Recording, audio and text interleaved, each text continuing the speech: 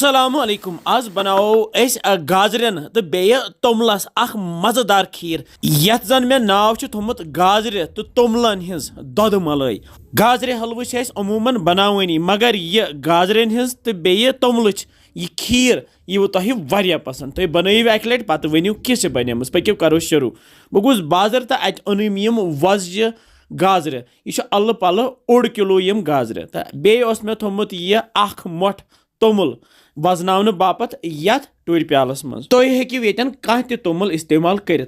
गाजर थ मे गोत जिलित पत थम असल पे छलित छुकित तो छलित छुकित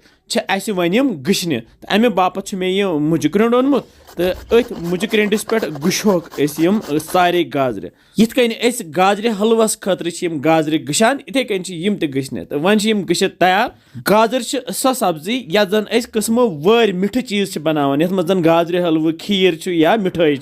तो मे नी यह कड़ाई अत मज त्रे मे यम गेव चमचे लकटी ही तो युथु गेव कुमल तुथु त्रो गशित गाजर अथ गेवस मज ये नी मे लकट 2 चमचे गेव अगर तुम गेव ज्यादा पसंद तो हेकि ये गेव ज्यादा त्रित तो अमे पत तलहोक गाजर ये गेवस मज हल्क जरत ही कर मतलब लाइट ब्राउन ही कर तो अमे पत तैयार गसित अत वन बाकी चीज त्रावन तो गोथी त्रो दोद दोद मे नुमुत 1 लीटर ये वार मज तो यह गव दोद गरुक दोद तो यह मलाई सान अथ लक्चि वार मज नु मे आब कतर ओड तो यह त्रो अत ऊर तो लागो वन पान वन रलावन प्राड़न यूत काल वन ये ग्रेख यी तो युथु ये ग्रेख यी तुथु त्रो बह ये सब्ज ٲلہٕ पाउडर यह सब्ज ٲلہٕ पाउडर बाजार तह मिलान तुम हेकिव बाजार अनित या घर तह हेकिव तुम बनइथ सब्ज ٲلہٕ दगने अत बनावन पाउडर करिव तुम इस्तेमाल ये ग्रेख युथु त्रावन अस वन यह तोमुल युस अस गोथी वजन बापत थोमुत तो अमे पत त्रो यह खंड प्याल ओड ये खंड चमचे 2-4 त्रेम अत ऊर बे त्रोमस यह ड्राई फ्रूट तो ड्राई फ्रूटस मन काजू किशमिश बादाम नुक नुक कर त्रेम अत ऊर अगर किशमिश तह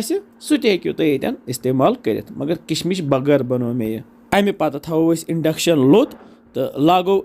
लथि पे तैयार कर तो पे थोस ढकन तो करहोन 5-10 मिनट लथि पे तैयार यूत काल वन मोटे 5-10 मिनट गसित तुलो ढकन थोद तो वुचान किस शुबिदार खीर बने या दोद मलाई मे नाव थोमत मे पानस गसान वारिया खुश तो मज मज गस यह बनावन शुरन तह हेकिव तुम यह दित यह वारिया ताकती आसान तो ये त्रा बह यह होख दोद पाउडर यह करान खो हिच काम ये तो अगर नहीं खोया आसि दोद पाउडर कर इस्तेमाल सह बराबर तुथु मज दिवान तो बे त्रोस यह हर मे दोदस तुजमस हर 1 कप त्रो मे यह हर गर दोदस मौजूद अगर नहीं हर आसि तो हेकिव ये मिल्क क्रीम तह इस्तेमाल कर बाजार क्न तो ये रलाहोन सही करहोन बे 1-2 मिनटन तैयार वो ज़बरदस्त खीर बने माशाअल्लाह अगर कह खास पुछ आ गर तो दिव तमिस खीर बन तमिस तह लगे वारिया मज किस वजज खीर गई तैयार तो वन सर्व कर अमे बापत मे यह कतरव टोक अथ कतरविस टोकस मज फिरहन अजिच गाजर तो तोमलच खीर यह गरम गरम तह खेन तो पत ठंड कर खेन आज वंद तो वंदस मज खेवान गरम गरम अगर पत थोड़ा ठंड तह तिथ कन हेको यह खेत मे यह ड्राई फ्रूट मशीन यह मैनुअल मशीन तथ मज त्रे मे क्या ड्राई फ्रूट तो यह बह पे इत नसनावान अत द्राव तल यह ड्राई फ्रूट चूर तो अमिक सजावन बे त्रोस पे यह खशखश प्यूंता तो इत फिर खशखश प्यूंता त्रावान इथे कन त्रोस पे छकरत तो तैयार सन खीर करो बिस्मिल्लाह वुचो किस यह गाजर तो तोमलच खीर बने वारिया मजेदार शुक्र रबस कुन कम नियमत खेनावान तुम लिखान कमेंट सेक्शनस मज कत पे तुम वुचान सन वीडियोज तो किस बासान तुम सान रेसिपीज इंशाअल्लाह समखो बे जल्दी तुम थो पन ख्याल बिहु रबस हवाल।